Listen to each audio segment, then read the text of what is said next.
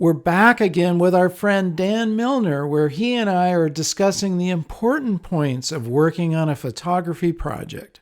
Projects are an interesting thing. They've been popping up a lot on my YouTube channel as well. A lot of questions about projects, and some of the questions are very much in line with what you'd expect, and others are kind of bewildering to me, not in a bad way, just in a strange way, about how people think about projects or the stresses that they put on themselves for doing or wanting to do a project.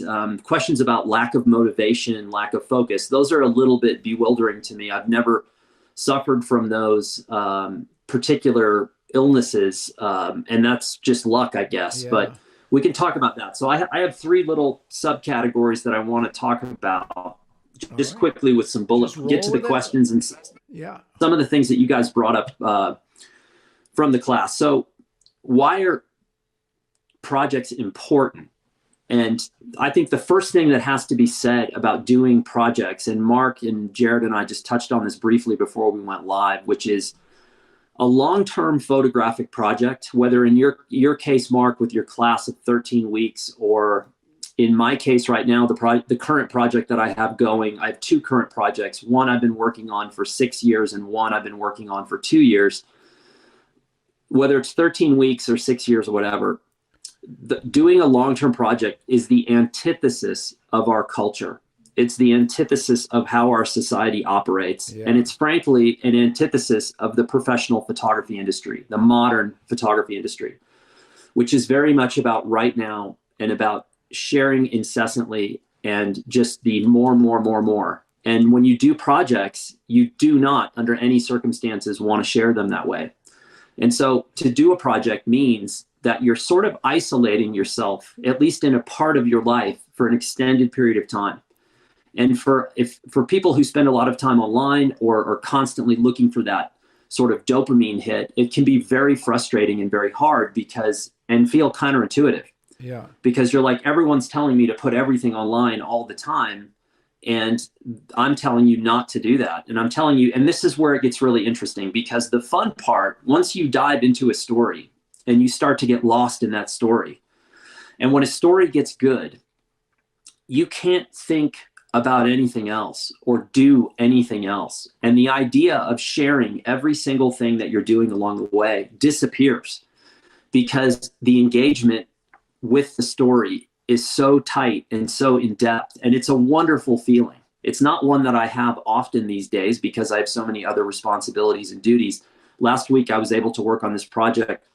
I thought I was going to have 3 days. I ended up with about a day and a half. That's not really enough time to do much of anything. Yeah. But it was still fun to be out there. And when I was out there, I wasn't thinking of you or me or anyone else. I was just thinking about the project. And that's a really fun thing. So let's talk about why these are important. And I have 5 little bullets here. The first point is that they prove that we have the ability to go in depth with our photography, that we're not superficial. The beauty of a project is that you get to know a subject in depth. And, there's a lot of folks out there today that know a little bit about a lot, but they don't know a lot about very many things. And so the project is a way for you to really showcase your in-depth knowledge.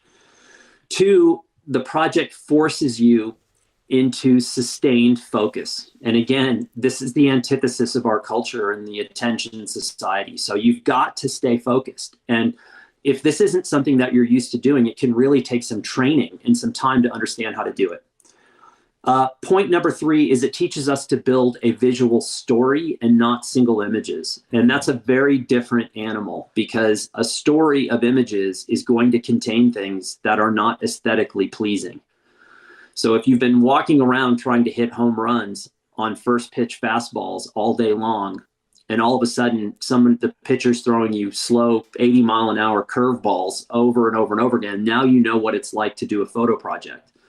You're not getting the same thing all the time. You have to think about your reader and your viewer understanding the points that you're trying to get across. So that's a really fun way of working, especially if you've never done that before. And let's just skip to the 5th one. The 4th one is a little bit of a repeat of the 3rd one. But the 5th point is that doing a story shows that you can produce good work over an extended period of time. And what that proves as a photographer is your consistency. So for example, you could go out, you could be an unknown photographer, and you could go shoot a photo essay and win the Pulitzer Prize. And there is going to be the photo editor, the next photo editor you run into is going to look at you and say, I don't care. That could have been a one-off. You could have lucked out. How do I know you can do this again? And so shooting a body of really consistent imagery, and my library in there is filled with photographers who are able to do this, consistently produce those events over time. That means that you have your act together, that you know what you're doing as a photographer. I have 5 main issues that pop up. Okay. Wow. None of these have anything to do with cameras or technique or any of that stuff, because I've been doing that long enough to where I don't have to think about that anymore. Number 1 is time. Yeah. These take, and again, it's the antithesis of culture, is to go spend, I just made my 6th trip to this location to work on one of my existing projects. And that's over a 2-year time frame. And so I work full time for Blurb. It's crazy. I had to take vacation to go do the project. It wasn't like Blurb said, oh, this is a great idea, you should go do that. They were like, well, if you're going to go, you have to take vacation days. So I took 3 vacation days to go out there to try to do this. And time is a nightmare for me because I never have remotely enough. That's why I'll probably never be able to do a long-term project at the level that I want, because I just simply don't have the time to do it anymore. I haven't for the last 11 years. Yeah. Number 2 is resources. This is something that a lot of people are running into. And these are problems that I have that I think a lot of you are going to have you're going to run into the same bumpers that I am. Yeah. And that's resources. I had to take 3 days of vacation. Most of the people that are watching this call right now have jobs. And so you have those responsibilities. You have limited finances. You have limited time. Again, that's the tricky part. Number 3 is access. Gaining access to locations to do this kind of work is getting more and more difficult. It's not getting easier, it's getting more difficult. So proving your access is very hard depending on your project. Number 4, which I don't have a problem with, but a lot of people do, is lack of focus. And that's a training of your mind and your brain to really eliminate distraction. And number 5, this has popped up again. I don't have this problem per se, but a lot of other people do. And it's a bit odd to me, but I still understand it, is insecurity. They feel like they're afraid to go into the world and say that I'm going to work on a project. And someone said something interesting to me recently, which was they took a class. They signed up for a class. And when they signed up for the class, it gave them reason.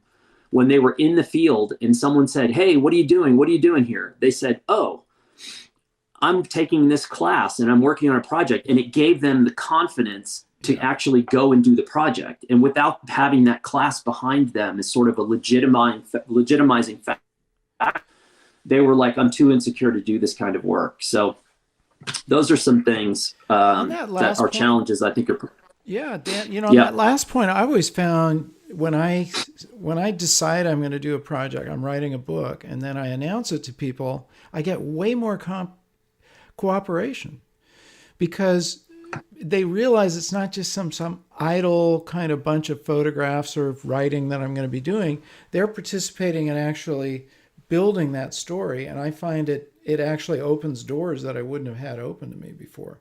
So you can turn that whole insecurity around, and just like you said, if you're part of a class, but you can do this even on your own, to say, I am doing a project on my own local neighborhood during COVID, let's say, and this is what I'm going to be documenting, and I'd like to take, your photograph.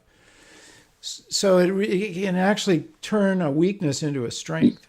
So I hope you enjoyed today's video. Be sure to like, comment, subscribe, and enable that bell so you don't miss any of our new videos. And as always, remember to get out and capture your own images of life.